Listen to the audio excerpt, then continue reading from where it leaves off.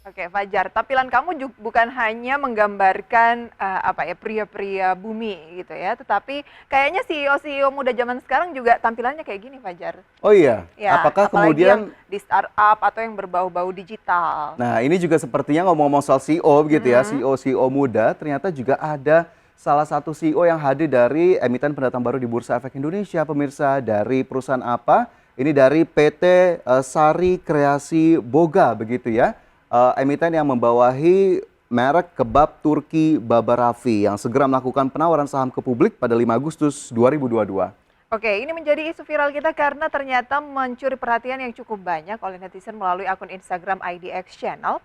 Yang menjadi pusat perhatian netizen Instagram adalah CEO-nya nih, di mana Eko Pujianto yang turut dinobatkan sebagai CEO termuda di Indonesia saat melakukan IPO. Seperti diketahui sejak 2017 lalu, kebab Turki Baba Raffi tidak lagi dikelola oleh satu perusahaan saja. Pionir waralaba kebab ini dimiliki oleh dua entitas yang tidak saling terkait satu sama lain, tidak terafiliasi dan tidak ada kolaborasi bisnis sama sekali. Nah, entitas perusahaan pengelola Baba Raffi yang akan IPO ini adalah PT Sari Kreasi Boga Tbk atau SKB Food yang didirikan oleh Nilam Sari yang lebih banyak beroperasi untuk regional barat, mulai dari Aceh, Pulau Sumatera sampai Yogyakarta. Adapun waralaba Baba Raffi bukanlah merupakan motor pendapatan SKB Food karena porsi kontribusinya tidak mencapai 10%, melainkan 90% sumber pendapatan perseroan bersumber dari supply chain makanan dengan beragam output produk untuk berbagai tipe dan skala pelaku usaha kuliner di Indonesia. Nah, PT Sari Kreasi Boga Tbk yang rencananya akan IPO dengan kode saham Raffi ini akan melepas setara 30,31% saham dan berpotensi meraup dana senilai 119,45 miliar rupiah. Ya, CEO PT Sari Kreasi Boga Tbk atau kebab Turki Baba Raffi yakni Eko Pujianto ternyata bukanlah seseorang yang menekuni bisnis sejak awal. Bahkan saat kuliah pun ia menempuh pendidikan di jurusan kimia Universitas 11 Maret. Eko juga menjelaskan ia tidak berniat untuk melanjutkan pendidikannya ke bangku kuliah karena terkendala biaya.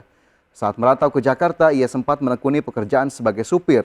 Dan ia mengaku baru menyadari peluang bisnis karena sudah mulai untuk belajar tentang keuangan. Oke. Tentang isu viral kita yang pertama ini kita lihat komentar dari netizen, Netizen. terutama followers dari Instagram IDX Channel. Pemirsa, kita lihat yang pertama dari Michael Sonmandi 56. Wih, ini kebab udah langganan dari zaman gue jomblo sampai sekarang. Rasanya nggak berubah. Wah, luar biasa ini Michael Sonmandi ya, pelanggan Oke, setia. sama kayak Fajar dari zaman dia punya pacar, jomblo, punya pacar lagi, jomblo lagi tuh selalu yang makan kebab, bener nggak? Kena deh ya pagi ini langsung diserang sama Prisa. Kita lanjut ke komentar berikutnya deh Prisa, jangan ngomongin angkol lagi. Ada Naneshiku, nice. Ayo diperluas lagi. Aku suka banget kebabnya, enak banget. Nggak bisa franchise ya beli sahamnya aja. Wah Wow. menarik nih kalau nggak bisa franchise apa ya kebab Turki Baba Raffi ini. Nah mungkin bisa membeli sahamnya. Tapi ya keputusan investasi kembali ke pemirsa boleh dibaca mungkin prospektusnya, kemudian artikel-artikel terkait dengan calon emiten ini yang rencananya akan IPO di pekan ini juga. Oke, ini selain itu ada satu lagi komentar terakhir terkait dengan info ini dari Mbohlah 0009.